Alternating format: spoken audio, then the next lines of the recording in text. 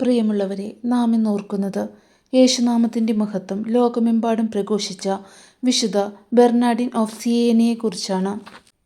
15-ാം നൂറ്റാണ്ടിൽ ഇറ്റലിയിൽ ജീവിച്ചിരുന്ന ഒരു ഫ്രാൻസിസ്കൻ സന്യാസിയും അത്യന്തം പ്രശസ്തനായ ഒരു വചനപ്രഘോഷകനുമായിരുന്നു വിശുദ്ധ ബെർണാഡിൻ. യേശുവിൻ്റെ തിരുനാമത്തോടുള്ള ഭക്തി ലോകമെമ്പാടും പ്രചരിപ്പിക്കുന്നതിൽ അദ്ദേഹം നിർണായക പങ്കുവഹിച്ചു. ദൈവവചനത്തിൻ്റെ ശക്തിയാൽ ആയിരക്കണക്കിന് ആളുകളെ മാനസാന്തരത്തിലേക്ക് നയിച്ച ഒരു പുണ്യജീവിതമായിരുന്നു അദ്ദേഹത്തിൻ്റേത്.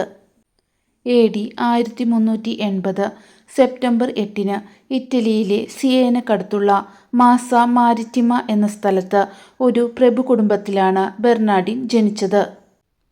എന്നാൽ ചെറുപ്പകാലത്തു തന്നെ മാതാപിതാക്കൾ മരണപ്പെട്ടതിനാൽ ബന്ധുക്കളുടെ സംരക്ഷണയിലാണ് അദ്ദേഹം വളർന്നത്. 1400-ൽ ഇറ്റലിയിൽ പ്ലേഗ് രോഗം പടർന്നു പിടിച്ചപ്പോൾ തൻ്റെ ജീവൻ പോലും പണയപ്പെടുത്തി ബെർണാഡിൻ മറ്റു സുഹൃത്തുക്കളോടൊപ്പം ചേർന്ന് മാസങ്ങളോളം രോഗികളെ ശുശ്രൂഷിച്ചു. ഈ സേവനത്തിനിടയിൽ അദ്ദേഹത്തിനും കഠിനമായ പനി ബാധിച്ചെങ്കിലും അത്ഭുതകരമായി സുഖം പ്രാപിച്ചു. തൻ്റെ 22-ാം വയസ്സിൽ അദ്ദേഹം ലൗകിക സമ്പത്തുകളെയെല്ലാം ഉപേക്ഷിച്ച് ഫ്രാൻസിസ്കൻ സന്യാസ സഭയിൽ ചേർന്നു.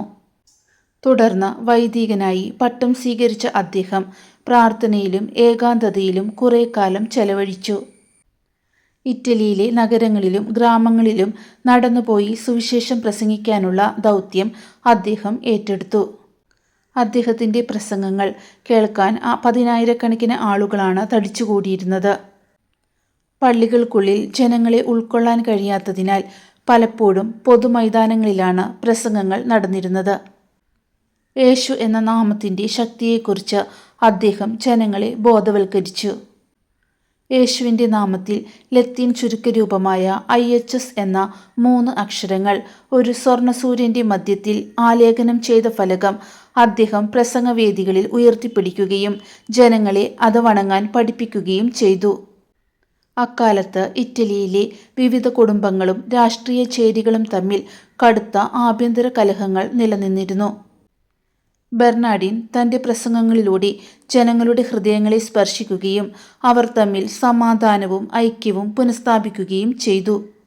അദ്ദേഹത്തിൻ്റെ അറിവും വിശുദ്ധിയും കണ്ട് സിയേന ഉൾപ്പെടെ 3 പ്രവിശ്യകളിലെ ബിഷപ്പ് പദവി അദ്ദേഹത്തിന് വാഗ്ദാനം ചെയ്യപ്പെട്ടെങ്കിലും ഒരു സാധാരണ സന്യാസിയായി സുവിശേഷം പ്രസംഗിക്കാൻ ആഗ്രഹിച്ചതിനാൽ അദ്ദേഹം വിനയപൂർവ്വം അത് നിരസിച്ചു. ഫ്രാൻസിസ്കൻ സഭയുടെ നിയമങ്ങൾ കൂടുതൽ കർശനമായി പാലിച്ച് ജീവിക്കുന്ന ശാഖയായ ഒബ്സർവൻസ് എന്ന ഗ്രൂപ്പിൻ്റെ വളർച്ചയ്ക്കായി അദ്ദേഹം കഠിനമായി അധ്വാനിച്ചു. AD 1444 മെയ് 20 തൻ്റെ സുവിശേഷ യാത്രയ്ക്കിടയിൽ അഖില എന്ന സ്ഥലത്ത് വച്ച് അദ്ദേഹം നിത്യതയിലേക്ക് യാത്രയായി. അദ്ദേഹം മരിച്ച് വെറും 6 വർഷങ്ങൾക്ക് ശേഷം 1450-ൽ നിക്കോളാസ് 5-ാമൻ മാർപ്പാപ്പ ഇദ്ദേഹത്തെ വിശുദ്ധനായി പ്രഖ്യാപിച്ചു. വചനപ്രഘോഷകർ, പരസ്യപ്രചാരകർ, പരസ്യമേഖലയിൽ പ്രവർത്തിക്കുന്നവർ എന്നിവരുടെ കാവൽ വിശുദ്ധനായി ഇദ്ദേഹം വണങ്ങപ്പെടുന്നു.